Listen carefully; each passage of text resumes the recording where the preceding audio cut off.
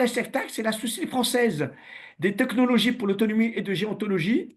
Et je suis ravi que notre ami Vincent Rial est présent, puisque elle a été bien entendu fondée, hein, par Alain Franco. Et on a parmi nous Vincent Rial, qui est l'un des membres fondateurs. Et pour pas vous cacher qu'il a été un de mes mentors, c'est lui qui m'a poussé vers la présidence de la SFTAG. Et c'est lui qui m'a mis sur les rails. Et je le remercie de sa présence. Très rapidement, la SFTAC favorisait les liens entre toutes les disciplines qui œuvrent pour la prise en charge des personnes âgées, bien entendu via les technologies. Hein, ça, c'est bien clair. On a, bien entendu, on travaille sur la fracture numérique, c'est pas vous que je vais apprendre ça. On essaie de travailler sur l'éthique. Vincent Rial, mon ami, est un éthicien. Et bien entendu, on travaille sur l'espace francophone. La preuve, aujourd'hui, on met en valeur le Maroc, on a mis en valeur le Canada, l'Algérie, la Tunisie, bientôt l'Afrique. Voilà. Hein, on est une société savante française et francophone. Et puis, on colle avec l'actualité avec le président Macron qui est parti au Maroc, hein, n'est-ce pas? Alors, bien entendu, je ne peux pas travailler sans, je dirais, je suis que président. Hein. Je vous présente Dimitri Voilmy, qui est le secrétaire général, non plus adjoint. Il est chercheur, docteur en sociologie et surtout, il est professeur à l'Université technologique de Troyes et il dirige un Living Lab. Vous avez Damien, qui est notre... voilà, merci Damien, puisque c'est lui qui s'occupe de tout, c'est lui qui fera donc le débat. Et vous avez toute l'équipe. Alors, on n'est pas beaucoup, mais on est efficace. En tout cas, merci, docteur Mouna. Je vais vous présenter rapidement. Alors, donc, bien entendu, vous êtes la présidente de la Société marocaine de gériatrie et de gérontologie. Et on s'est raté, puisqu'on devait se voir au Maroc, hein, puisque le directeur général de l'hôpital de Casablanca, l'hôpital Nour, m'avait invité. Et malheureusement, pour des raisons personnelles, vous n'avez pas pu venir. Mais ce n'est que partie remise et j'espère que nous pourrons venir avec, je vous présenterai le professeur Miri et surtout, hein, entre autres, pardon, Monsieur Maillon, mais là, Monsieur, pardon, Marc Saillon, mais là, on en discutera bien entendu en aparté. En tout cas, voilà, votre présentation, c'est bien entendu un aperçu sur la gériatrie, la gérontologie au Maroc et bien entendu avec un côté innovation. C'est à vous, docteur, et vous avez quarantaine de minutes, et ensuite on fera place aux questions. Et je remercie encore tous mes amis. Hein. Alors, il y a beaucoup de mes étudiants, Mouna. J'ai des étudiants en formation continue. Hein. Ils sont D'accord. beaucoup de la PHP, des médecins, des infirmiers, etc. J'ai des étudiants aussi apprentis, puisque je forme des directeurs, hein, pas dans le public, parce qu'on a l'ex-NSP, mais c'est dans le privé. Hein. Clinique privée, foyer d'accueil médicalisé, EHPAD, maison d'accueil spécialisée. C'est à vous, cher Mouna.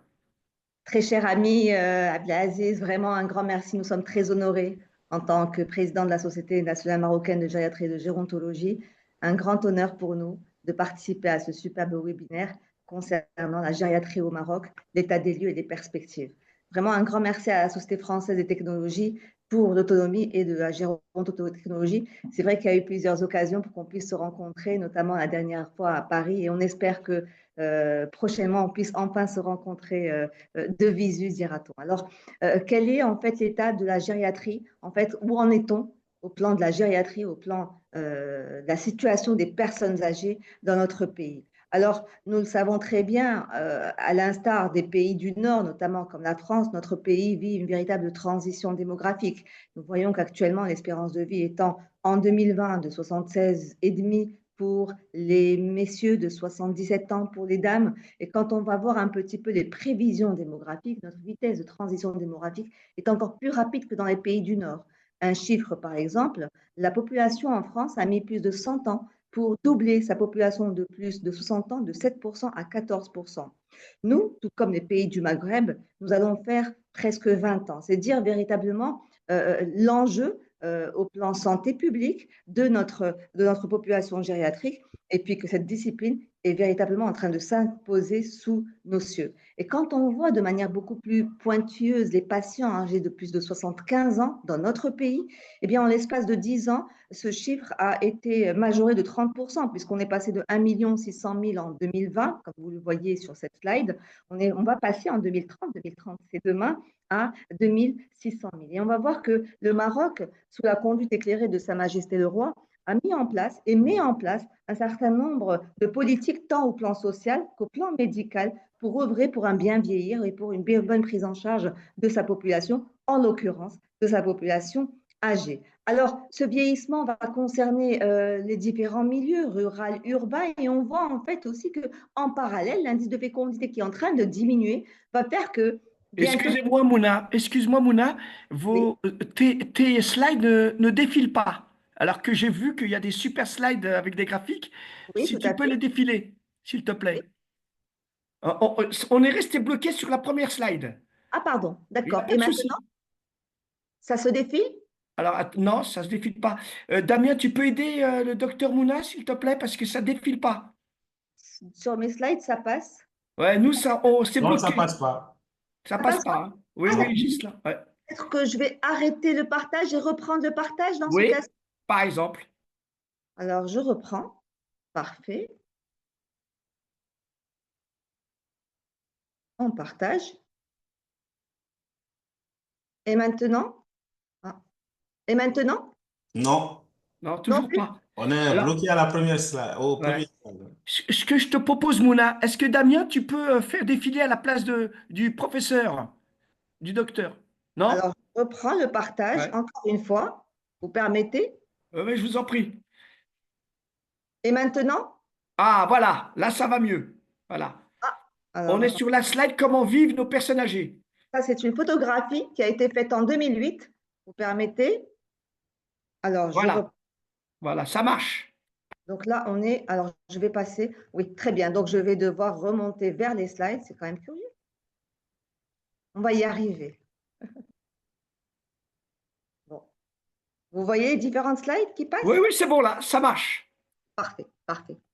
Donc, je vais devoir, si vous le permettez, donc voilà, fort de ces nombreuses mesures, nous allons voir un petit peu ce qui a été mis en place sur le plan de la politique de la santé, de la politique de la personne âgée, tant au plan des politiques sociales qu'au niveau, qu'au niveau médical. Alors, je vais avancer, c'est quand même un peu, vous permettez.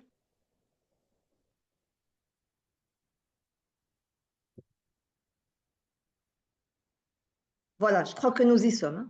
C'est bon? Voilà, parfait, parfait. Et donc, ce que je disais, c'est que le vieillissement de notre population s'accompagne en même temps d'une baisse de la fécondité et, in fine, dans quelques années, nous ne serons plus une population jeune avec un nombre de population de moins de 15 ans qui sera de manière drastiquement diminuée dans les années à venir. Et comme on voit un petit peu cette courbe, à partir de 2030, eh bien, le nombre de populations de moins de 15 ans sera de moins en moins important. Population âgée dit population hétérogène, nous ne dérogeons pas à la règle. Comme nous voyons, nous allons avoir une population dite fragile, dite dépendante, avec bien évidemment des syndromes gériatriques qui seront dus peut-être à l'âge, mais aussi du fait à une mauvaise prévention d'un bien vieillir. D'où l'enjeu de ce problème en termes de santé publique et en termes de prévention pour un bien vieillir. Alors, il y a eu une cartographie par le Haut Commissariat au Plan au Maroc en 2008. 2008, c'était il y a maintenant presque 20 ans de cela. Eh bien, on a été voir un petit peu, c'est une enquête ménage, on a été voir les populations âgées de plus de 65 ans qui vivaient en famille. Nous ne sommes pas dans des structures d'établissements sociaux, mais plutôt dans des familles. Eh bien, on a essayé de voir un petit peu comment elles vivaient en 2008. Eh bien, voici les différents paramètres. Eh bien, on se rend compte que la plupart vivent dans un milieu urbain par rapport au milieu rural, qu'on a beaucoup plus de femmes veuves que d'hommes, et on le comprend de par notre dimension culturelle. Et puis surtout, ce qui ressort en 2008, c'est que nous voyons que 16% de la population âgée avait un régime de retraite, ce qui est heureusement, grâce à toutes les mesures politiques qui ont été mises en place dans notre pays, ce chiffre est bien revu à la hausse, avec donc une couverture médicale à l'époque, c'était on n'avait pas la généralisation de la MO qui a commencé début décembre 2022. Eh bien, on voit que 13% avaient une assurance médicale, plus de la moitié avaient au moins une pathologie chronique, et puis surtout au plan du bien vieillir, au plan du bien-être personnel, du bien-être psychologique. Eh bien, quand bien même ces personnes âgées vivaient dans des structures familiales, vous voyez que pratiquement 7% vivaient dans l'isolement. Et mieux encore, 63% d'entre elles vivaient, souffraient de solitude. Donc, c'est quand même une cartographie qu'il faut véritablement prendre en considération. Nous sommes en train de vivre en même temps qu'une transition démographique, une véritable transition sociétale qui fait que bien, nos personnes âgées souffrent de plus en plus de solitude. Alors, on va voir un petit peu quels en sont les états des lieux. Et en termes de gériatrie, nous ne pourrons parler du médical sans parler du volet social, bien évidemment. Eh bien, au plan médical, je commencerai par cela, si vous le permettez. On sait que, selon l'enquête nationale sur la population et la santé familiale, donc en 2014, et puis selon la direction de la population du ministère de la Santé en 2018, on voit que presque les 2 tiers de nos patients âgés de plus de 65 ans ont une maladie chronique, en particulier l'hypertension artérielle et le diabète. Et nous savons que dans notre pays, nous sommes pratiquement à 2 800 000 cas de diabète, dont 40% ne connaissent pas leur statut. 30% des personnes âgées de plus de 60 ans souffrent de handicap sans qu'on soit dans une perte d'autonomie totale. Et puis, on a vu un petit peu qu'on avait une faible adhésion, en particulier à la vaccination antigrippale, et qu'au plan national, nous n'avions pas encore de filière gériatrique proprement dite, et ce, depuis 2018. Entre 2018 à maintenant, l'eau a coulé sous les ponts et il y a eu des choses qui ont été mises en place dont je vais parler dans un petit moment. Alors, quelle est l'histoire de la gériatrie dans notre pays? Eh bien, le service de réhabilitation et de la gériatrie du ministère de la Santé a été créé en 1990. Et déjà en 99, puis en 2005, avec le professeur Marc Verny, grande figure de la gériatrie française, ont été en fait consultés, sont venus en tant que consultants représentant l'Organisation mondiale de la santé et qui avait émis à cette époque-ci 17 recommandations sur et la formation de médecins en gériatrie et surtout l'élaboration et la mise en place d'unités de médecine gériatrique de court séjour.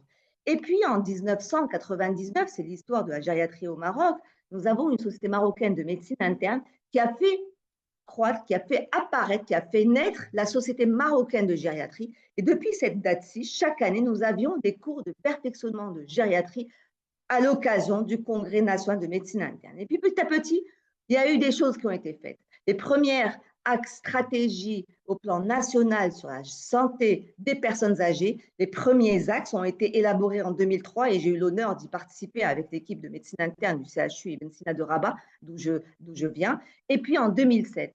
Et à ce moment-là, on a mis en place en fait la formation des compétences en gérontologie et on a élaboré une grille adaptée à notre contexte marocain sur l'évaluation gériatrique. Mais on va voir que ce n'est que maintenant, il y a quelques mois, que le plan national de la santé de la personne âgée a été enfin validé avec 16 actions, avec 16 axes stratégiques et 115 actions. Et puis, en 2003, rapidement, le ministère de la Santé a élaboré une convention avec les assistants d'assistance publique des hôpitaux de Paris pour une formation de médecins internistes en gériatrie, gériatrie aiguë, soins de suite de réadaptation. Certains ont eu une année de formation, d'autres, comme moi par exemple, avons eu 2 années de formation. Et donc, à cette époque, la formation a commencé en 2003 et malheureusement, elle s'était arrêtée en 2006. Mais la bonne nouvelle, c'est qu'avec ce plaidoyer et avec cette transition, et dès 2003, on a vu que notre population vieillissante allait de plus en plus de manière s'accélérer et de plus en plus importante. La spécialité de la gériatrie a été reconnue comme étant une spécialité à part par le ministère de la Santé et de la Protection sociale, ce en 2005. Et enfin, dès 2006, au niveau de la faculté de médecine de Rabat, nous avons mis en place un module de formation de gériatrie pour les externes de 6e année, les D4, si l'on veut, chez vous en France. Et puis, depuis maintenant quelques années, un volume horaire de 30 heures, non pas 30 ans, pour les étudiants en 4e année. Et enfin, le module de gériatrie a été intégré dans la médecine de famille. Et puis, un élément très important, il y a eu la fondation, la création de l'association Gérontologie et Sport en 2007, avec donc des cours de perfectionnement en gériatrie et en gérontologie à ce moment-là. Et enfin, compte tenu, malheureusement, on ne s'est pas leurré, malgré le fait que la gériatrie a été reconnue comme étant une spécialité à part entière, et ce, depuis 2005, nous n'avons pas eu de médecins inscrits au desk, au résidanat que vous appelez le desk en gériatrie. Et force est de constater, le besoin était là. Et nous avons donc mis en place au niveau de notre faculté, la faculté de médecine et de pharmacie de Rabat, grâce au professeur Adnaoui, qui était le doyen de l'époque, la mise en place du diplôme universitaire de gériatrie et de gérontologie qui a été ouvert aux médecins généralistes, aux médecins spécialistes, qui sont venus de par toutes les régions du royaume. Vous voyez les différentes villes ici notées dans la slide. Et jusqu'au jour d'aujourd'hui, nous sommes à plus de 200 médecins généralistes ou spécialistes formés avec donc une compétence en gériatrie par le DU de gériatrie, dont vous voyez l'affiche avec un volume horaire qui va jusqu'à 300 heures et un terrain de stage au niveau du service et maintenant au niveau de l'unité de gériatrie et du centre social pour personnes âgées, dont je vais parler aussi dans un petit moment. Alors, 2005, ça a été la création, la reconnaissance de la spécialité. Et vous le voyez, ce n'est que 15 ans plus tard que nous avons eu nos premiers médecins inscrits en spécialité de gériatrie. Et en 2020, donc la première promotion est arrivée en 2004 pour une durée de 4 ans de formation en gériatrie proprement dite avec un cursus bien établi. Nous avons eu la première promotion de gériatre, de spécialiste en gériatrie, que ce soit au CHU de Casablanca, au CHU Ibn Rose, que ce soit au CHU Ibn Sina à Rabat. Et puis bien évidemment, pour former, il nous faut des enseignants. Et enfin, nous avons maintenant, depuis quelque temps, aussi bien au CHU de Casablanca, au CHU de Marrakech, mais aussi dans le service où je travaille, des professeurs assistants en gériatrie qui pourraient en fait permettre de promouvoir la formation de la gériatrie et de la gérontologie au niveau du personnel médical et paramédical. Donc, nous avons eu, il y a quelques mois de cela, en fait, on a homogénéisé la formation du desk de gériatrie, qui est le résidat de gériatrie, dans le cadre de la spécialité de gériatrie de manière homogène au niveau des différents CHU du royaume, avec une formation théorique sur 4 ans et une formation pratique en parallèle dans l'unité de gériatrie qui a vu le jour dans notre CHU. Il y a aussi le nouvel hôpital qui verra le jour en 2026 où nous avons un service de gériatrie prévu avec 32 lits aigus et SSR ainsi qu'hôpital de jour, aussi bien à Casablanca et on l'espère aussi à Marrakech. Et puis, bien évidemment, les terrains de stage avec des stages optionnels, avec donc les hôpitaux, notamment en France, en service de gériatrie aiguë.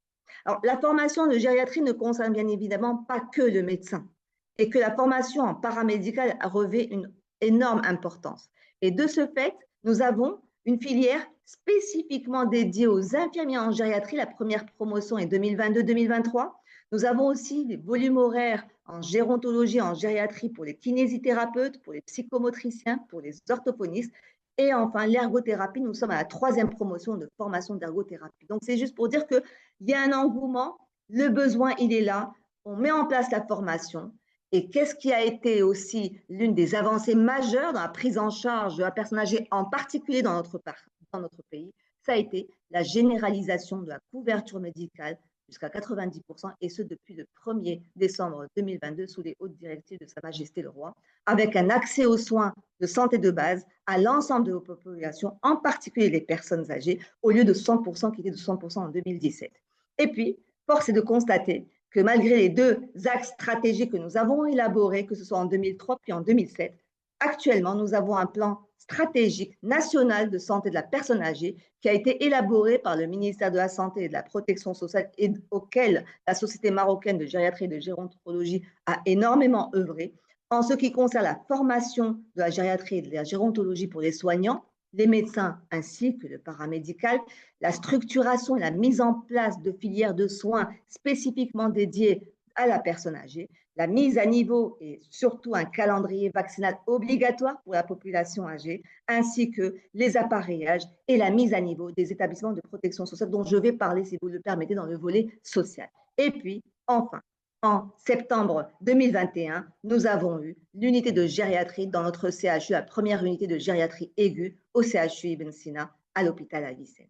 Alors, cette stratégie nationale qui s'érige en 16 actions avec 115 mesures, qui prend en considération le médical, mais aussi le social, avec donc, je ne vais pas vous faire l'affront et je n'aurai pas le temps de vous les détailler. On peut en discuter au niveau de la discussion, mais vraiment, c'est une stratégie qui va nous permettre de voir, c'est une stratégie non seulement visionnaire, mais qui va véritablement travailler en amont dans le domaine de la prévention pour un meilleur vieillir, pour un bien vieillir pour les populations dans le futur. Et puis, notre société savante, qui certes est créée depuis 1999, qui était couplée, on dirait que c'était le bébé de la Société marocaine de médecine interne. Elle a été reconduite, elle a été, on dira, autonomisés depuis juin 2022. Je vous montre ici même les différents membres du bureau où nous avons des gériatres, nous avons des médecins internistes, mais aussi des médecins généralistes. Et les prérogatives de la Société nationale marocaine de gériatrie et de gérontologie, c'est la mise en place de référentiels de prise en charge qui soient homogénéisés pour tous les patients âgés, la révision des nomenclatures qui nous permettrait donc le remboursement des actes, que ce soit pour la kiné, que ce soit pour l'orthophonie, que ce soit pour le domicile, les soins à domicile, l'élaboration des guides nationaux. Nous avons déjà travaillé avec le ministère de la Santé et de la Protection sociale pour le guide de la nutrition de la personne âgée, pour le calendrier vaccinal, en voyant véritablement qu'on a, comme je vous l'avais dit, l'une des deux particules, quand on a fait un travail au niveau du CHU, dans l'unité de gériatrie, les deux,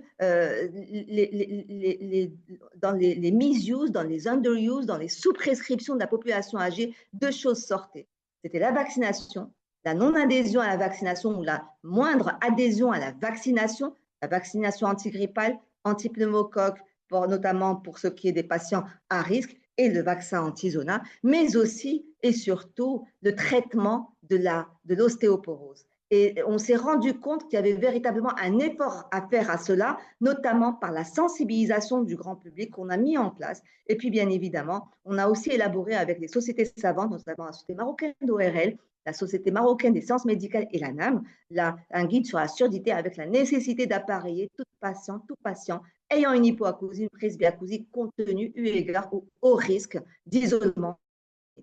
Et puis la mobilisation avec les instances gouvernementales, que ce soit le ministère de la Santé, mais on va voir aussi avec le ministère de la Solidarité, du développement social et de la famille. Et puis la sensibilisation du grand public pour des fiches avec des affiches, que ce soit en arabe dialectal, en français, notamment pour les vagues de froid, notamment pour les vagues de chaleur, les canicules sous nos contrées au mois d'août, la prévision et la prévention de la déshydratation, notamment l'implication, la sensibilisation à l'importance de l'adhésion et de la vaccination antigrippale dans les périodes automnales comme celle-ci maintenant. Et puis, bien évidemment, comme je viens de vous le dire, les affiches de sensibilisation de la prévention de la déshydratation.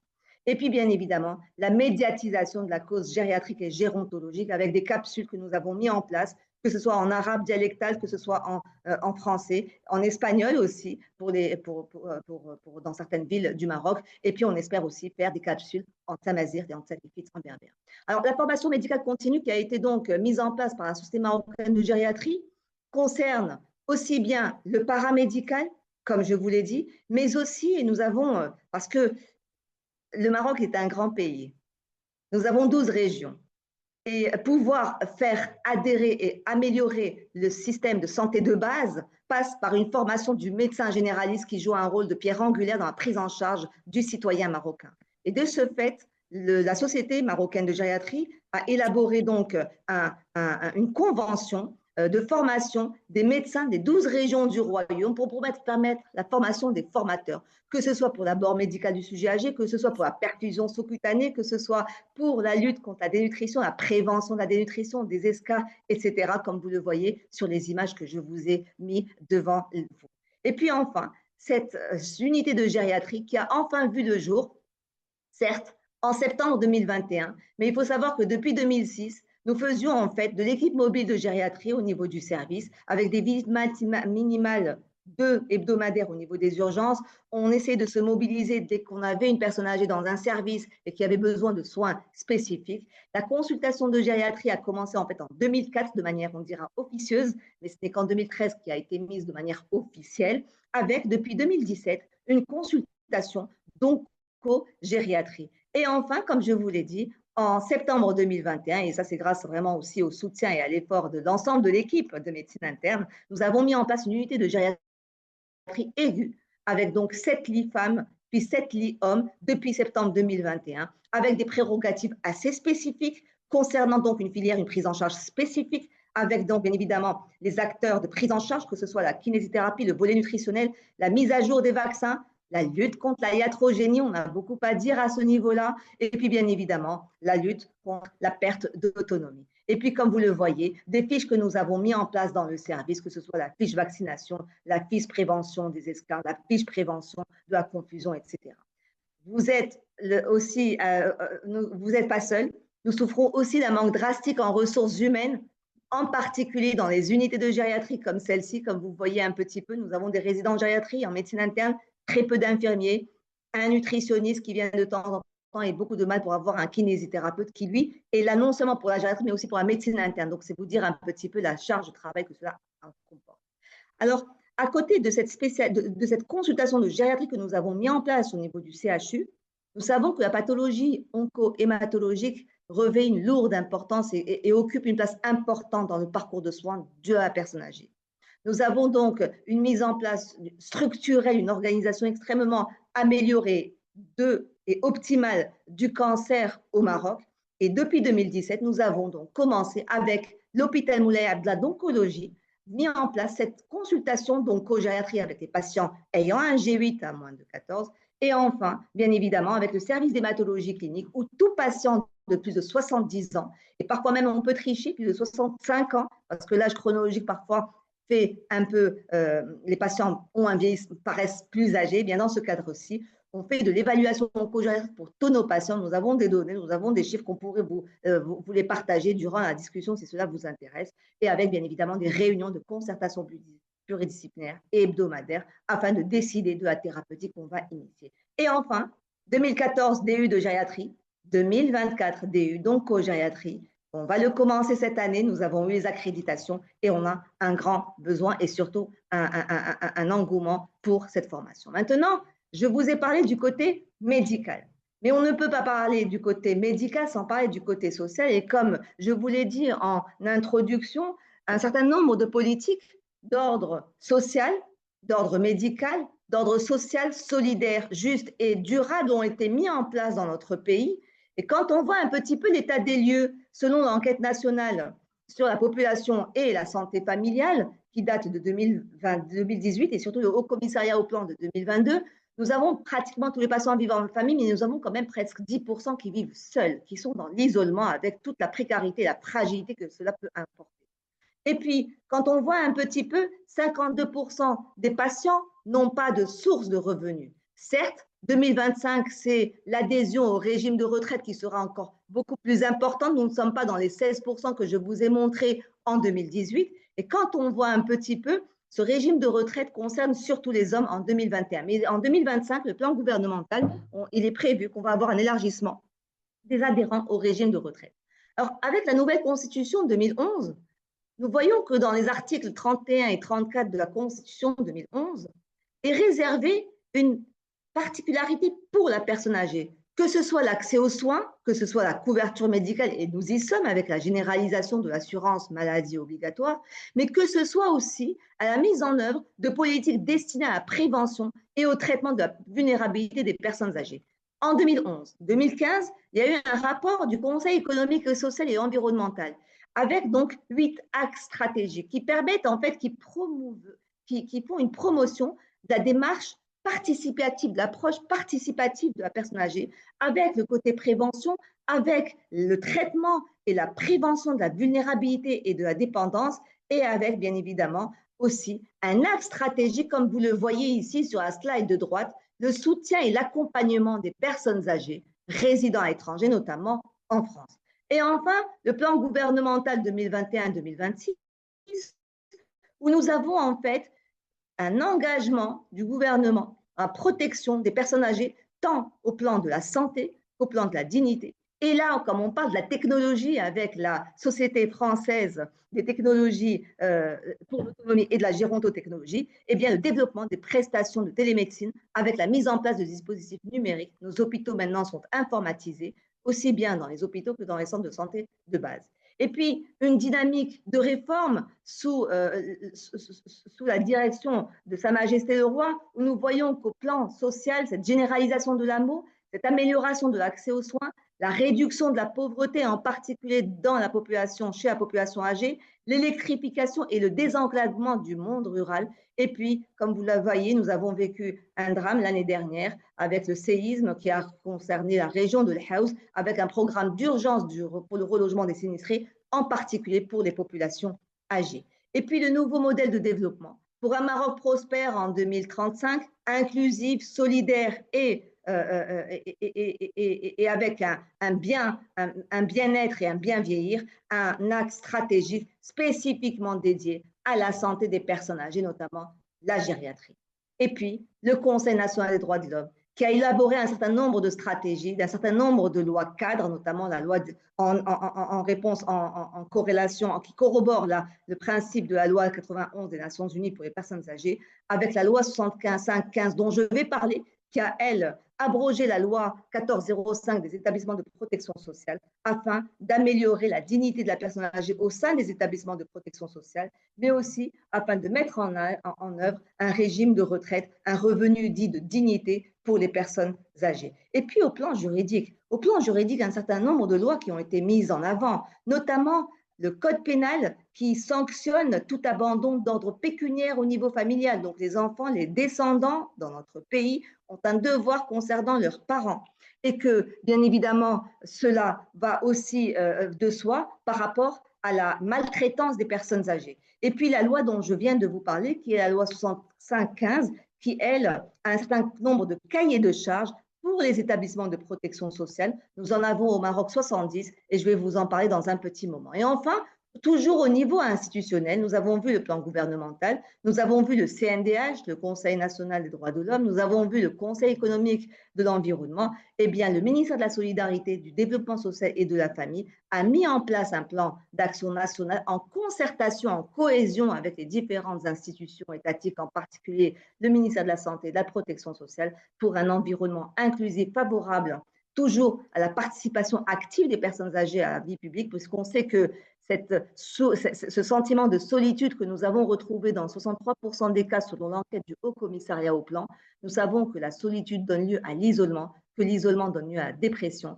et la dépression donnera lieu au déclin cognitif. Donc, pour une approche participative, à côté bien évidemment de la prévention pour un bien vieillir de nos personnes âgées, de la lutte contre la perte d'autonomie. Et dans ce cadre-ci, la Société savante que j'ai l'honneur de présider a signé un certain nombre de partenariats, notamment avec le ministère de la Solidarité, du Développement social et de la Famille pour la formation des aidants à domicile. Nous avons fait un travail à ce niveau-là, mais aussi des auxiliaires de vie de tous les établissements de protection sociale. Nous en avons 70, dont 58, ce sont des établissements d'hébergement permanent de personnes âgées en situation de précarité sociale. Et ces personnes-là, donc ces auxiliaires de vie, ont bénéficié de formations de manière régulière. La dernière date du 1er et du 2 octobre 2024, à l'occasion de la Journée internationale de la personne âgée, afin justement d'améliorer les prestations que nous donnons à l'égard de nos personnes âgées pour la prévention des syndromes gériatriques. Et puis toujours au plan juridique et au plan social, pour une lutte contre l'isolement, pour l'importance, et nous avons bien vu l'importance des échanges transgénérationnels, quand les enfants vont habiter pas très loin, juste à côté des logements des parents, eh bien, la taxe urbaine sera réduite, un abattement fiscal de 75%.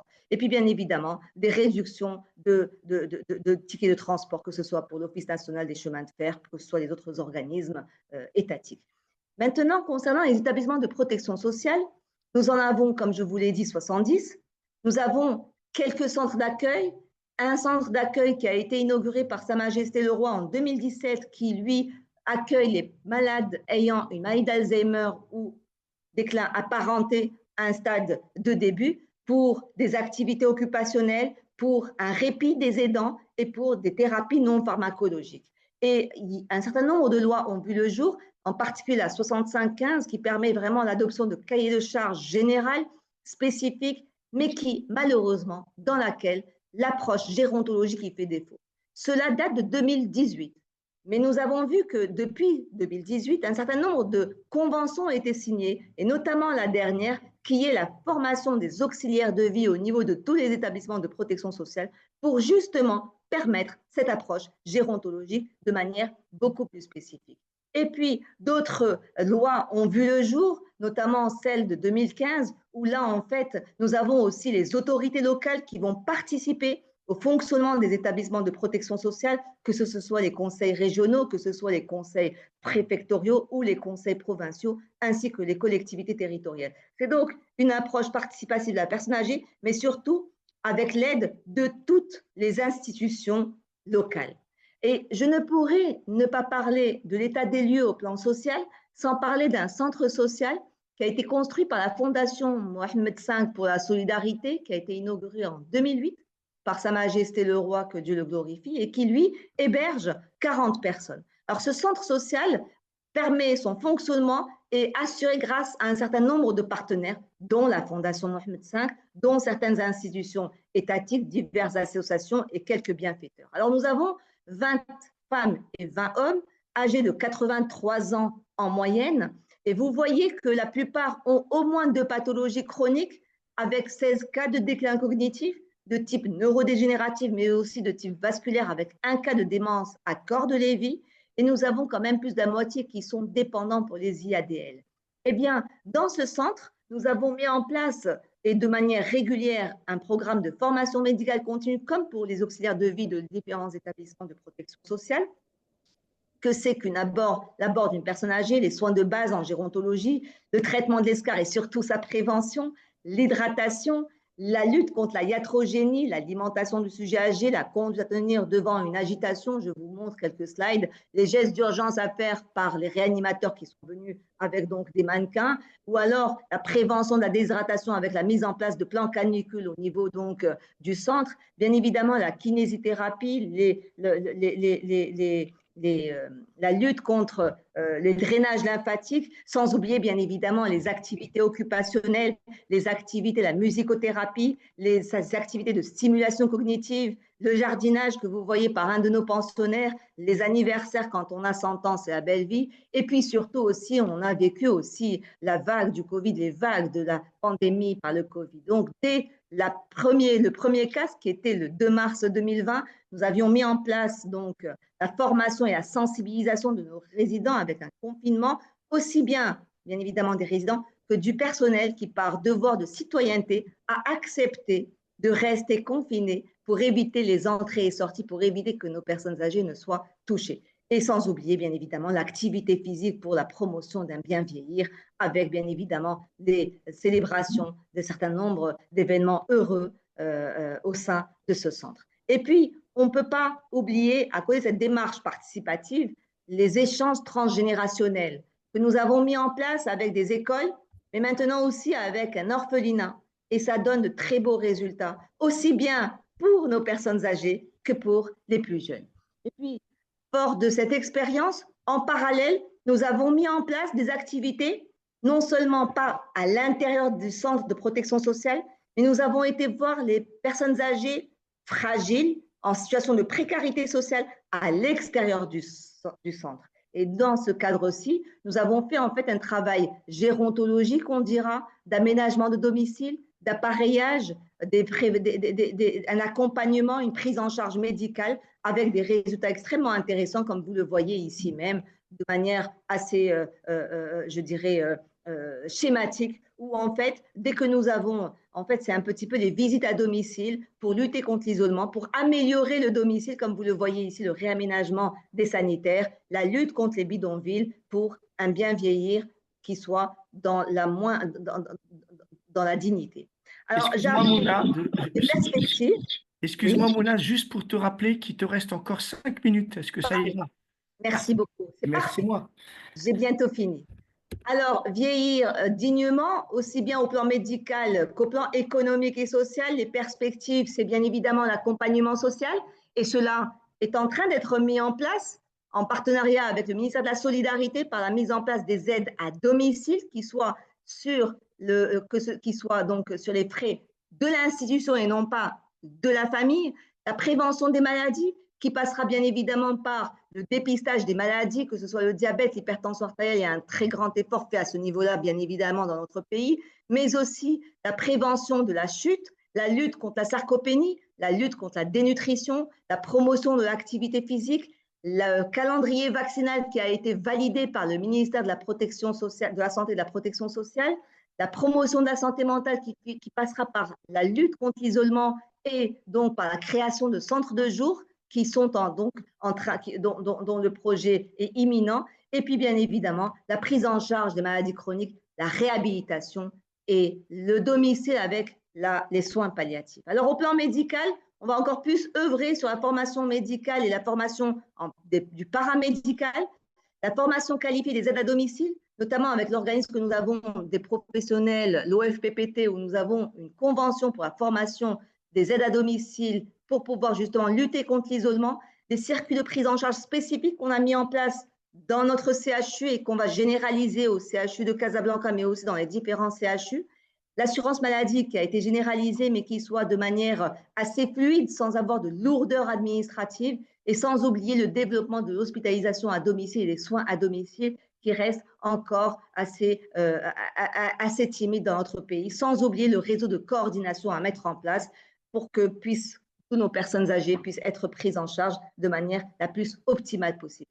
Et au plan social, bien évidemment, ce maintien à domicile qu'on va promouvoir jusqu'à le maximum, bien évidemment, avec la mise en place de charges d'aide à domicile et la formation des aidants dans tous les pays, et sans oublier l'aménagement des lieux publics qui jouent un rôle très important pour la lutte contre l'isolement. Donc voilà, j'ai fini pour dire que beaucoup de défis ont été relevés depuis maintenant quelques années déjà. Beaucoup de défis restent à relever. Le besoin en personnel et la nécessité de services spécifiques est assez criant, est encore criant. Concernant le délai d'attente, concernant la mise en place de structures de gériatrie et la mise en place de réseaux de coordination, médecine de ville, médecine hospitalière, le domicile aussi qui est à promouvoir, et puis l'importance d'un travail de cohésion, que ce soit le ministère de la Santé, que ce soit la solidarité, et vous avez vu tout ce qui a été fait dans notre pays, que ce soit le ministère de l'Habitat pour le réaménagement du domicile et le revenu minimum vieillesse dont je vous ai parlé, qui est en train d'être généralisé pour 2025. Et donc, je finirai par vous remercier pour votre invitation, pour vous dire que la gériatrie s'impose à nous grâce à l'amélioration des conditions, grâce à l'accessibilité aux soins, et que nous sommes, heureusement, si vous le permettez, nous essayons du mieux que possible de ne pas prendre de vos erreurs, de pouvoir donc faire une gériatrie qui soit dans notre contexte marocain, une gériatrie qui soit adaptée à notre culture, avec donc un bien vieillir dans le domicile le plus longtemps possible et le plus optimal possible. Et je vous remercie. Merci, chère Mouna, pour vraiment hein, ce beau panorama. Si tu me le permets, Damien, hein, je vais intervenir. Alors, déjà, Mouna, je suis impressionné parce que, tiens-toi bien, nous étions 100. Tu peux faire une photo, Damien, pour... Merci. alors, Mouna, tout est enregistré, hein. J'espère que tu ne vois pas d'inconvénient puisque ça va être mis sur notre site. Nous sommes 100 et on n'a pas pu accueillir d'autres. Je parle sous ton contrôle, Damien, parce que Zoom limite à 100. Donc, tu présenteras mes excuses à tes amis. Je présenterai mes excuses aussi à mes étudiants, puisque effectivement, il y en a beaucoup qui vont être contrariés parce qu'ils n'ont pas pu nous rejoindre. En tout cas, Et un grand merci pour ce panorama Merci donc à de vous. la gériatrie et de la gérontologie au Maroc. Alors, je me plais à dire, et Vincent Rial qui est parmi nous, j'espère qu'il ne me contredira pas, quand on parle d'innovation, ou de technologie, l'innovation, elle n'est pas seulement de la technologie, hein, hard au sens, je dirais, objet connecté, télémédecine. C'est aussi une innovation sociale, managériale, juridique. Et là, ce que j'ai entendu, d'abord, je vois qu'il y a une innovation juridique, parce que avec la loi de 2018, vous essayez de promouvoir la télémédecine dans les établissements. Bravo. J'ai vu qu'il y avait des innovations institutionnelles avec la création de ce centre d'accueil de jour et c'est une dédicace à Marc Saillon, hein, qui est le directeur général des centres Almage, hein, qui sont des centres dédiés aux personnes Alzheimer. Là aussi, on est dans l'innovation, bien entendu, institutionnelle. Et enfin, innovation dans la santé et la formation, avec ce DU d'oncogériatrie. Dommage que le docteur Taki n'est pas là, puisque il est chef de service à l'hôpital de Dreux. Il faut que je te mette en relation avec lui. Il a Avec créé plaisir. le premier centre d'oncogériatrie via les technologies. Donc, comme quoi, hein, si tu me le permets, on est bien dans ce qu'on appelle l'innovation, hein, peut-être technologique. Tu as parlé rapidement de télémédecine, et j'aurais juste une question, et après je laisse la parole à Damien, qui distribuera bien entendu la parole. D'habitude, Mouna, on se termine à 30 pour laisser les personnes vaquer à leurs occupations familiales ou autres. Donc, je demanderai, Damien, à titre exceptionnel, si on peut pousser à 20h45, parce que, à mon avis, les questions sont nombreuses. Donc, Mouna, une demande et une question. Ma demande, c'est que j'ai vu que, il y avait eu la création de l'association de gérontologie. Donc, je serais heureux de participer, si vous avez une visio, ou même de venir au Maroc, le cas échéant, pour faire ce qu'on appelle soit avec ta société savante, ça c'est sûr, ou soit avec, ou les deux en même temps, pour faire part modestement de notre expertise en technologie. Parce que si la SF Tag est respectée et respectable de par le monde, hein, parce que on a eu beaucoup d'experts, c'est que on a réussi à faire notre petit bonhomme de chemin en disant que la technologie n'est pas compatible avec l'humain. C'est un complément. Donc voilà, je te lance une demande. Et puis voilà, je parlais d'innovation. Par exemple, j'espère que Marc pourra intervenir. Il est intervenu dernièrement en Tunisie, en Algérie, ainsi que le Maroc, sur justement cette innovation auprès des personnes atteintes de la maladie d'Alzheimer. Question, est-ce que, elle va être très simple, et je laisse la parole à Damien. Alors, au point de vue des technologies, je dirais hard, c'est-à-dire les techniques, est-ce que vous avez commencé à votre niveau dans les hôpitaux, je sais qu'il n'y a pas d'EHPAD au Maroc, il y en a juste un que j'ai visité à Rabat, et encore c'est pour les expatriés, mais est-ce que vous avez essayé d'avoir des projets pilotes sur des technologies dans certaines résidences, mais des choses simples, hein, des objets connectés? Tu as parlé de la télémédecine. Est-ce qu'il y a, même si c'est embryonnaire, l'accès des technologies ou des projets que tu pourrais donc nous faire part? Et encore merci pour ton intervention. Merci beaucoup, cher ami. Oui, bien sûr. En fait, comme tu as très bien dit, la technologie ne remplacera pas, mais aidera beaucoup. Aidera beaucoup pour les personnes âgées dépendantes, pour les personnes âgées dont la technologie, on l'a vécu ne serait-ce que durant la période de la Covid-19, où le téléphone nous a beaucoup aidé en termes de prise en charge et de traitement et rapidement de mettre en place les mesures d'action. Oui, il y a des projets et d'ailleurs, l'un de nos projets en tant que membre du bureau de la Société marocaine, c'est de justement te contacter, de contacter la Société française de technologie pour justement qu'on puisse élaborer des projets ensemble. Alors oui, il y a eu un projet d'abord par rapport à la prévention de la chute. En fait, il y a quelques années, on a eu une firme française avec qui on a essayé de mettre en place la téléalarme pour la prévention de la chute. Alors, malheureusement, cela n'a pas pu aboutir. Il y a eu un autre projet aussi concernant avec le ministère de la Solidarité, donc une firme espagnole pour le traitement, en fait, le diagnostic de l'instabilité hémodynamique à distance. J'avais expliqué que le but, c'était vraiment pas l'instabilité, qu'il ne fallait pas qu'on attende l'instabilité hémodynamique pour justement agir. Et donc, en fait, oui, on a des projets en cours. On a un certain nombre, notamment contre la lutte contre l'isolement et surtout la prévention de la chute, où là, il y a beaucoup d'écrits qui ont été faits en termes d'aide technologique pour la prévention de la chute. Alors, Damien, juste une petite complément. Merci, Mouna. Donc là, la SF Tag, elle peut modestement vous accompagner, puisque voilà, on a travaillé. Alors, Vincent connaît, Vincent Rial. J'ai eu Emmanuel Catella, je ne sais pas si tu te rappelles, elle avait fait un beau poster, un beau mémoire sur justement la prévention de l'isolement social via les technologies. Donc voilà, je te lance notre proposition de partenariat. Je t'en prie, Damien, je vois qu'il y a le professeur Miri. Alors, à toi de distribuer la parole. D'accord. Tout d'abord, mes excuses à ceux qui n'ont pas pu se connecter, qui verront le replay, et ceux qui ont attendu suite à des déconnexions et des reconnexions. C'est vrai que je n'avais pas paramétré le compte pour avoir déjà plus de 100 invités. C'est notre record. D'habitude, on tourne plus à une cinquantaine, soixantaine. Donc, merci à tous de votre participation. Je vais d'abord laisser la parole au professeur Méry. Bonsoir tout le monde. Tout d'abord, je voudrais remercier et féliciter professeur Mouna pour la qualité de sa présentation, pour la richesse. Et puis, je trouve qu'on partage beaucoup de points communs. Il y a des idées vraiment très intéressantes. Alors, je vais poser la question en tant que MPR parce que je retrouve que l'approche en gériatrie et l'approche en MPR, elle est très, très proche. On partage la même philosophie et cette approche holistique de la personne qui va du côté purement technique jusqu'à l'importance de la réhabilitation et l'aspect social. Alors, ma question, elle est toute simple dans le sens où, vous avez parlé de réseau.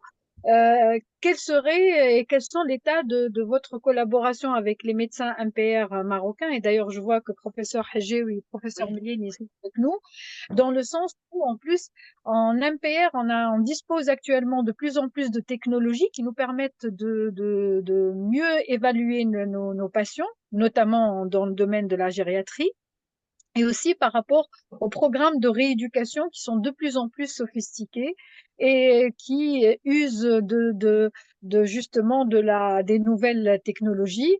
Et est-ce que cette collaboration, elle vous permet justement d'avoir une approche qui est encore plus opérante, si je peux dire, avec vos patients? Imen, est-ce que tu aurais la gentillesse de te présenter? Je sais que tu es quelqu'un de très modeste.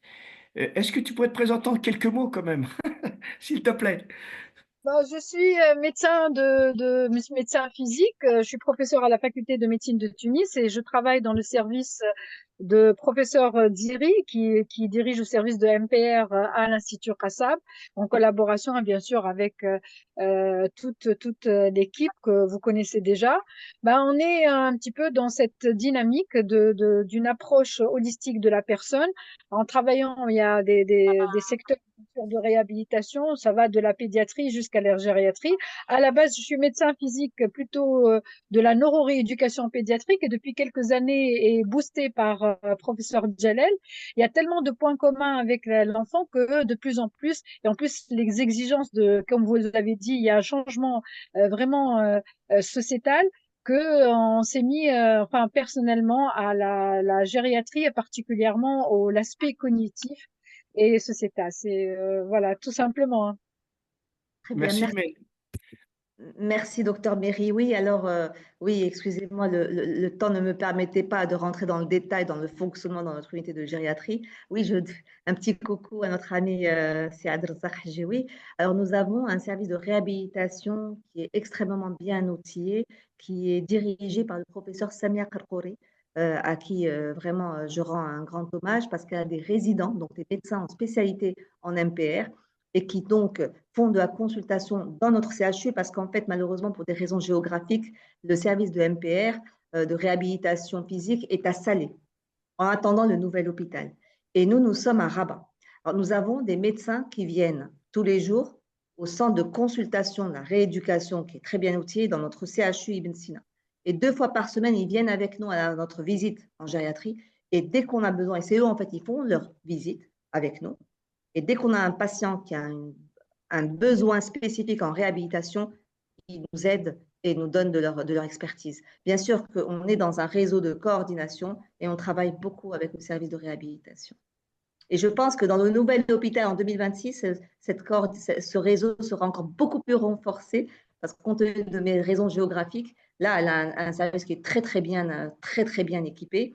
Et nos patients vont chez eux, mais pas tous les patients y vont pour des raisons purement de logistique. Mais sinon, nous avons des résidents en médecine physique de réhabilitation qui viennent dans l'unité, qui font avec nous la visite et dès que le besoin est là, les patients sont pris en charge par nos collègues.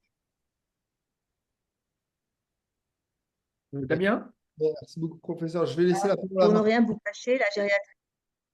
Allez-y, On allez-y, t'entend pas terminez, bien. docteur.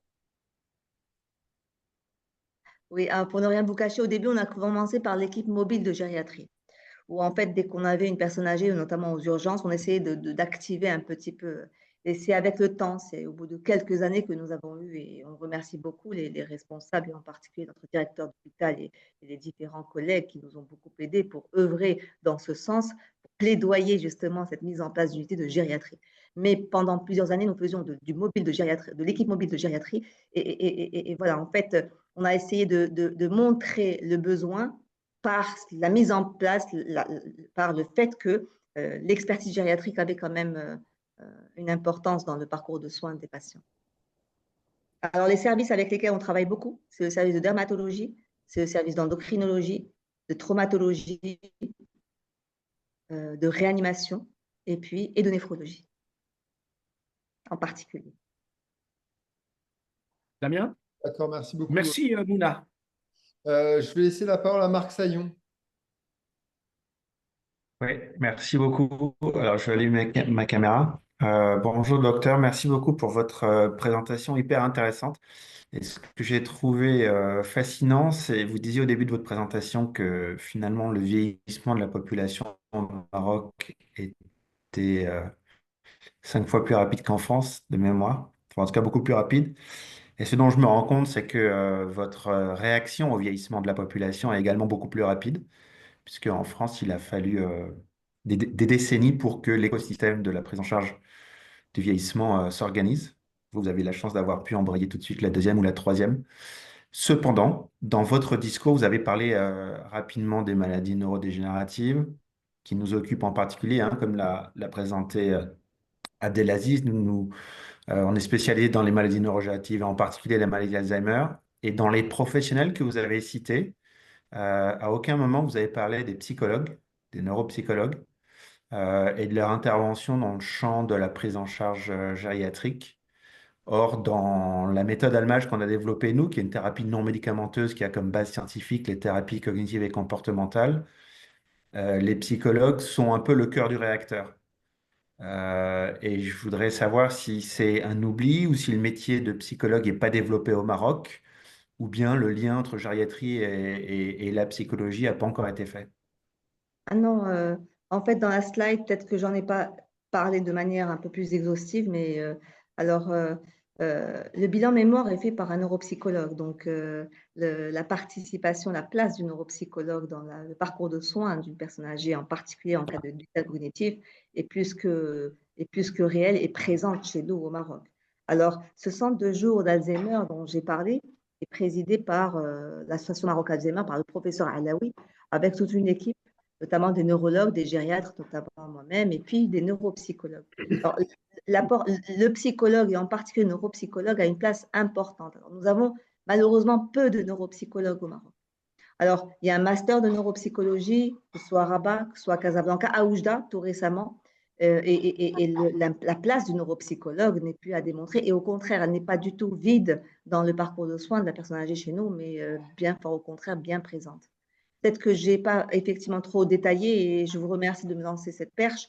Nous sommes, je pense que selon l'Organisation mondiale de la santé, en 2016, nous sommes entre 100 à 200 000 cas de maladie d'Alzheimer.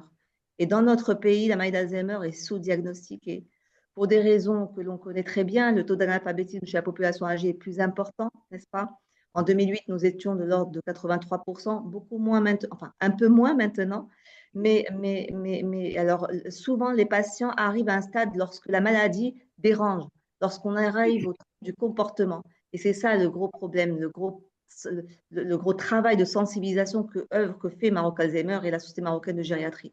Le deuxième type de déclin que nous avons, et pour lesquels, pour des raisons assez claires, que l'hypertension artérielle n'est non seulement peu diagnostiquée, mais surtout peu contrôlée dans la population âgée marocaine, c'est le déclin de type vasculaire.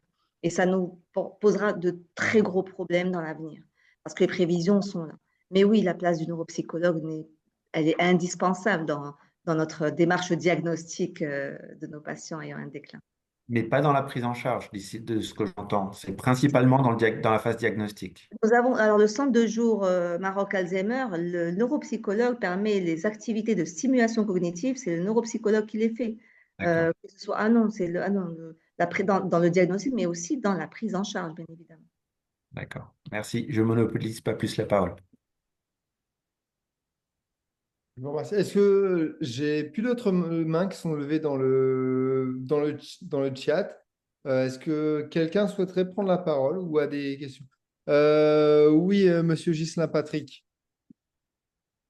Ton micro, Ghislain. Ton micro. C'est bon, vous m'entendez? Ouais. On vous Alors, entend. Ghislain, pardon, tu me donnes l'occasion pour présenter le prochain webinaire. Ne quittez pas, hein, pardon, hein. Alors, je vais partager et après, je te laisse poser ta question, mon cher Ghislain. Voilà, alors, hop, hop, voilà, tac.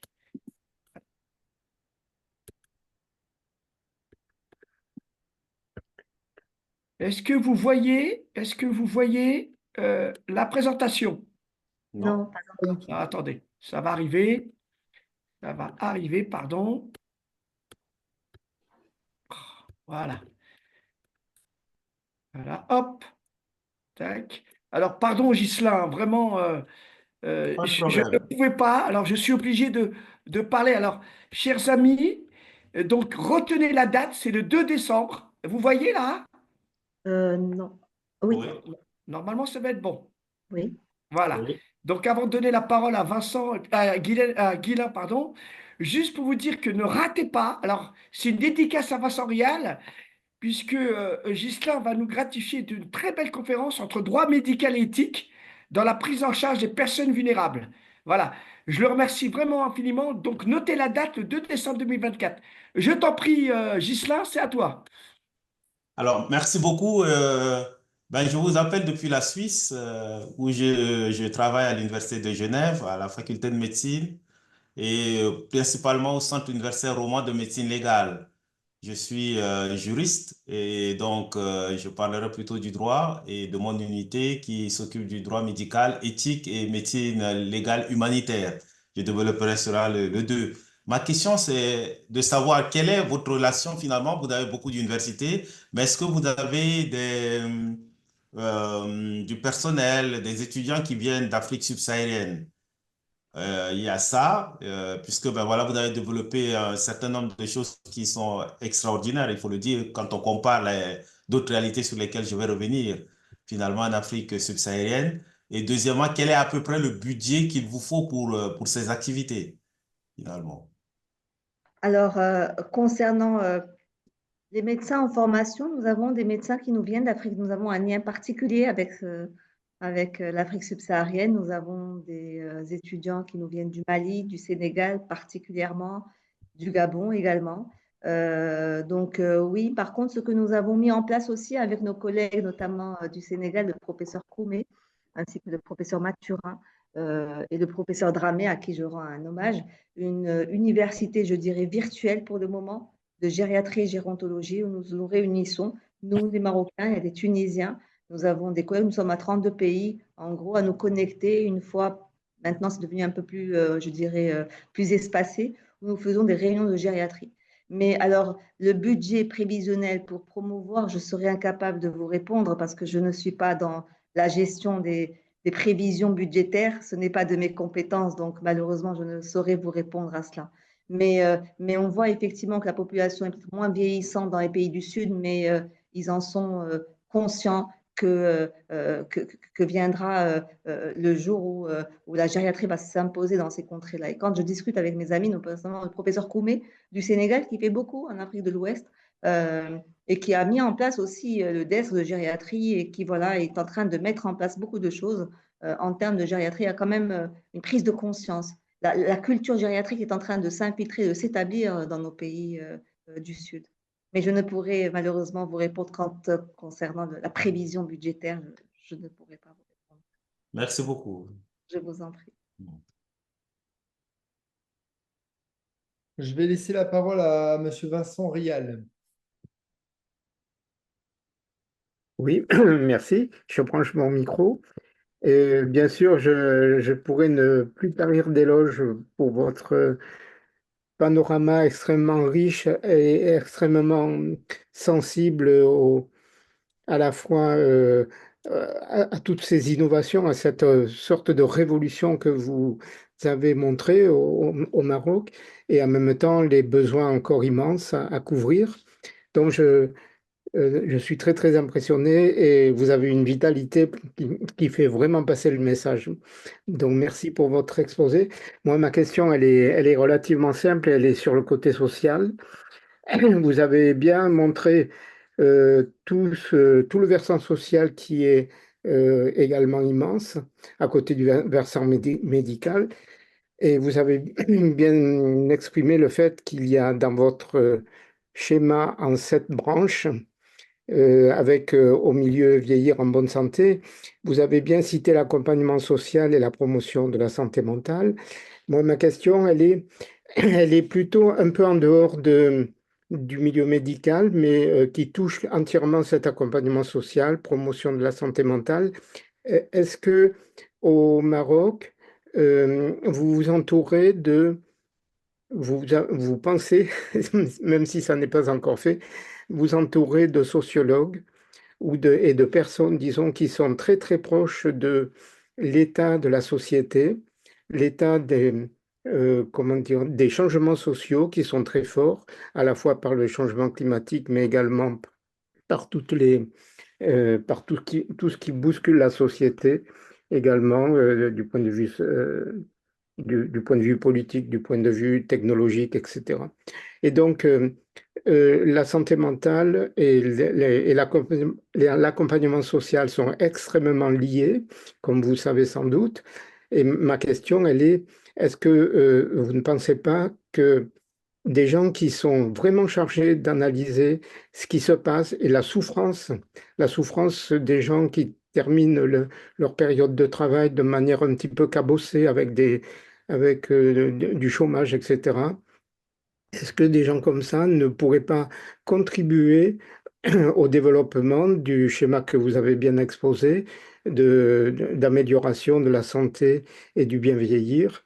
Donc, je pense moi à des sociologues parce que je suis très très proche de ce milieu, mais également des psychologues cliniciens et cliniciennes avec qui je travaille à Lyon et qui sont extrêmement actives pour détecter les gens qui sont en perte complète de repères et qui sont dans une fragilité, une vulnérabilité psychique à cause des malheurs de la pauvreté, de l'isolement, vous l'avez bien cité. Donc ma question, elle est, vous l'aurez comprise, elle est peut-être pas très claire, mais c'est tout le côté à la fois non médical, mais si proche de ce qui est santé mentale et détresse psychique. Je vous remercie, professeur Réal, d'abord pour vos éloges. Oui, non, bien évidemment, on ne peut parler, chacun a ses compétences, chacun a ses limites. Et c'est vrai que les sociologues ont, et dans les différentes axes stratégiques qui ont été élaborés, notamment dans le Conseil économique et social, où nous avons participé à l'élaboration de ce rapport, il y avait des sociologues avec nous. Le Haut Commissariat au plan, nous avons des statisticiens, nous avons des démographes, mais nous avons aussi et surtout des sociologues qui eux-mêmes vont mettre en place ces différents questionnaires pour aller vraiment palper là où il faut, là où ça fait mal. Alors, concernant ces chiffres, alors nous avons fait dans notre volet social, je dirais, dans ce centre social, ce que nous appelons de manière assez familière, si vous permettez, des caravanes médico-sociales de gériatrie. Nous avons été, c'était en 2015-2016, dans des bidonvilles, certains billets. On a été voir palper et nous avons été aidés par un sociologue en l'occurrence, et par aussi un psychologue clinicien, à qui je rends hommage, c'est le professeur professeur, bon, le nom m'échappe. Et donc, nous avons été voir ces personnes-là et on s'est rendu compte qu'il y avait une très grande précarité, fragilité psychologique, comme vous l'avez très bien dit, souvent des formations, des emplois non formels, des fonctions non formelles, assez éreintantes au plan physique, arriver à l'âge de la retraite avec un régime de retraite qui est ce qu'il est, avec des conditions de précarité qui, d'emblée, la santé mentale n'en est que impactée.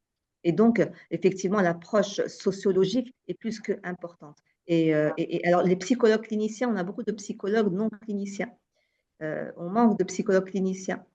Mais on sait que dans les formations de psychologues cliniciens, nous avons des étudiants qui viennent faire des stages dans les centres d'hébergement sociaux et ils nous aident à faire des projets d'études. Donc, le sociologue a son importance, bien évidemment, dans l'élaboration des 8 axes stratégiques dont vous avez parlé, et en particulier l'accompagnement pour la santé mentale. Il y a eu des sociologues qui ont participé à ce travail-là. Donc oui, bien évidemment, la prise en charge du sujet âgé est tellement holistique et tellement complexe en deçà du médical, du neuropsychologue, du social dans le sens vrai du terme, l'approche sociétale et l'approche sociologique et psychosociale est très importante. Merci Merci, beaucoup. Mouna.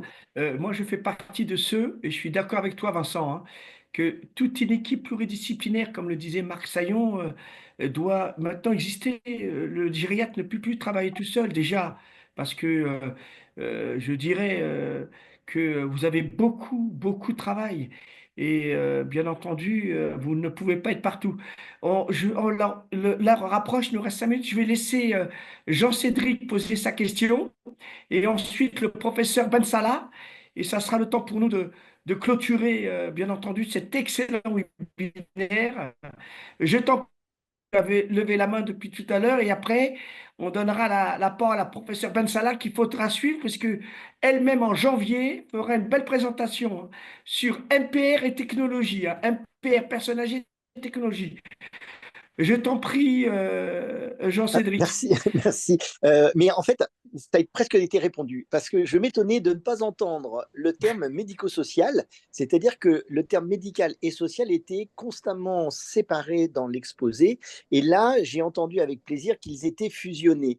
Ah oui, Ma toujours. question initiale était, est-ce qu'il y avait une dichotomie extrêmement stricte ou c'était le hasard de la présentation puisque justement dans la pluridisciplinarité, parler de médico-social permet de faire la jonction intellectuelle et donc incite chacun à penser la gériatrie dans ces deux axes majeurs que sont le médical et le social, sans exclure tous les autres axes que nous avons bien évidemment abordés dans la présentation et les débats qui ont suivi. Merci et encore merci pour la présentation. Merci à vous. En fait, en introduction, j'ai parlé du médico-social pour des raisons en fait voilà, de time. Enfin, j'ai essayé d'axer chaque point à part, mais la santé, le ministère de la Santé ne travaille pas. Ces axes ont été aussi élaborés par la solidarité également, et l'inverse aussi. Et le plan gouvernemental, vous voyez, vous avez les deux qui sont en même temps. C'est l'approche médico-sociale holistique. On ne peut pas travailler tout seul, comme l'a très bien dit Abdelaziz. On ne peut absolument rien faire. C'est un travail assez complexe. Le sujet âgé est une personne, ce n'est pas un problème, c'est au contraire, on est heureux de prendre de l'âge et d'arriver à un âge certain, mais l'approche globale de tous les intervenants, et puisque l'habitat, en conclusion, je n'ai pas voulu trop m'étaler, mais le ministère de l'Habitat, on ne peut pas avoir de toilettes turques encore au jour d'aujourd'hui dans les domiciles. On doit réaménager les domiciles, on ne doit plus avoir de baignoire, on doit avoir parcourante. Enfin, donc, c'est vraiment le travail de tout un chacun. On doit avoir l'accès, la chaussée, les trottoirs qui ne soient pas trop élevés. Enfin, voilà, c'est un travail de tout le monde, du sociologue, du médecin, du kiné, de l'ergothérapeute, du psychologue, etc. Et de la personne âgée elle-même. Merci, Mona, et tu as raison, hein, parce que les urbanistes doivent être mis à contribution avec les technologies, bien entendu. Damien, si tu me le permets, on va laisser la dernière question au professeur Ben Salah, si elle avait la gentillesse de se présenter, et puis ensuite je ferai une petite conclusion, hein, pour bien entendu te remercier, Mouna. Je t'en prie, Fatima Zora, hein, si tu as la parole Bonjour, pour ta question. bonjour Jalel, bonjour à tous les membres de la SFTAG. C'est vraiment des questions de plus en plus intéressantes et qui rassemblent apparemment énormément de monde. Ça fait plaisir. Donc, je remercie Dr Mounet qui a vraiment fait un balayage très exhaustif de la gériatrie et sur tous les plans. J'aimerais poser une question par rapport, c'est vrai que l'accès aux soins des personnes âgées, en tout cas même si la Tunisie est petite, nous rencontrons un grand problème.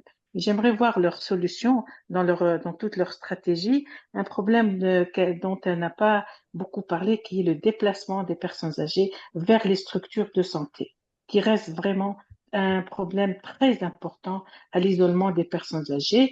Et j'imagine le Maroc avec les grandes distances par rapport aux différents centres de soins, se déplacer par ses propres moyens, sachant que les personnes âgées sont souvent avec des aides techniques, avec des fauteuils roulants. Et donc, quels moyens ont-ils prévus pour justement faire obstacle à cet obstacle justement aux soins? Merci, docteur Mzala. Alors, l'accès aux soins, en fait, il y a une organisation de la filière de soins en termes des soins de base, allant jusqu'aux soins tertiaires, qui est assez bien codifiée au Maroc. Certes, on a des régions enclavées, notamment des régions du milieu rural, où là, en fait, on avait dans le temps l'infirmier itinérant qui allait chez le médecin, qui allait se déplacer. Maintenant, par rapport à cette population dont vous parlez, je pense que vous parlez du milieu rural, n'est-ce pas? Oui, on a des établissements de soins primaires, et quand l'établissement de soins primaires est dépassé, il va le référer aux soins plus spécialisés, voire aux soins tertiaires. Parfois, c'est très difficile. notamment les régions enclavées. Dans ce cadre aussi, la télémédecine aurait tout son intérêt et c'est là qu'on voudrait développer la télémédecine. Alors, l'accès aux soins, nous savons, vous l'avez très bien dit, avec donc les personnes dépendantes, les familles font, autant les familles peuvent se serrer la ceinture pour elles-mêmes, mais pour leurs parents, elles peuvent lever des montagnes. Donc vraiment, elles font le maximum. Mais je suis parfaitement d'accord avec vous que dans certaines régions, quand bien même il y a vraiment une meilleure cartographie de la structure sanitaire dans notre pays, où vous avez donc des soins de santé de base, des soins primaires partout, aussi bien dans le milieu rural que dans le milieu urbain, et je parle surtout dans le milieu rural, on garde encore des difficultés. Certes, on a l'électrification des réseaux, on a l'eau potable, mais on a encore des difficultés qu'il faudrait aussi améliorer. Mais je peux vous dire qu'il y a un énorme effort qui a été fait dans ce sens-ci. Et puis, Madame Ben Salah, je peux en même temps en profiter pour vous demander, si vous la connaissez, de passer le grand bonjour au professeur Sonia Hamami, qui est la présidente de la Société tunisienne de gériatrie et qui fait un travail colossal en matière de promotion de la gériatrie en Tunisie. Merci, Mouna. Le message est passé. Tu veux répondre, professeur Ben Salah? Bon. Eh ben, écoutez, en tout cas, je transmettrai, Mouna, hein, à Fatima Zora. En tout état de cause, voilà, moi je suis vraiment ravi. C'est la première fois que la SFTAC, tenez-vous bien, accueille plus d'une centaine d'intervenants. Je voudrais vraiment rendre un hommage à tous mes étudiants en formation continue, hein, des futurs directeurs d'établissement, hein, foyers d'accueil médicalisé, EHPAD, hôpitaux privés, cliniques privées, et vraiment rendre hommage à tous mes amis, hein, qui me sont fidèles, en tout cas qui sont fidèles à SFTAG. Et tu sais, Mouna, nous portons beaucoup de choses à la SFTAG, notamment l'éthique, chère à Vincent. Merci de ta présence, Vincent.